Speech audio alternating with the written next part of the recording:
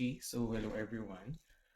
For now, we will be discussing Fermat's little theorem and of course numbers under this theorem. So Fermat is Pierre de Fermat is a French lawyer which is also a mathematician. So he have introduced the Fermat's little theorem wherein it it is defined by given a p as a prime number and n as an integer, then p does not divide n, we can say that n raised to p minus 1 is congruent to 1 mod p.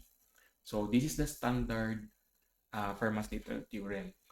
For the extended version, the definition is if p is a prime number and n is any integer, then n raised to p is congruent to n mod p, which is also equivalently to p divides n raised to p minus n. Let's have an example here.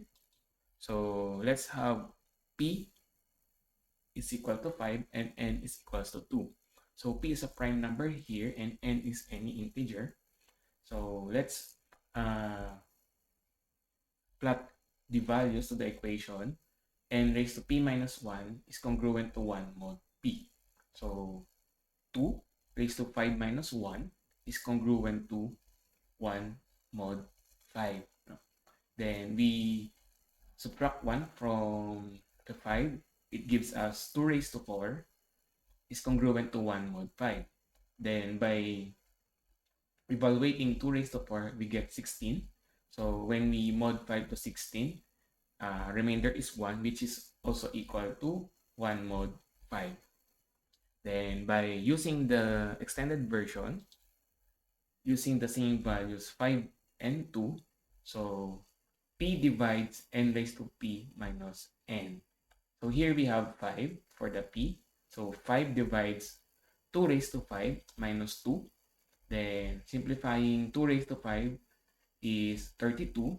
Then minus 2 is 30. And we all know that 5 divides 30. So this is the Fermat's little theorem regarding these numbers. Now let's move to the Fermat's number and Fermat's prime. So Fermat's number has this format, which is 2 raised to 2 raised to n plus 1.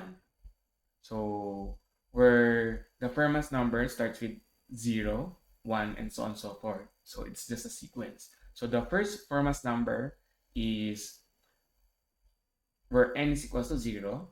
So 2 raised to 2 raised to 0, which will 1 raised to 0, or I should say 2 raised to 0 is 1. That's why we have 2 raised to 1.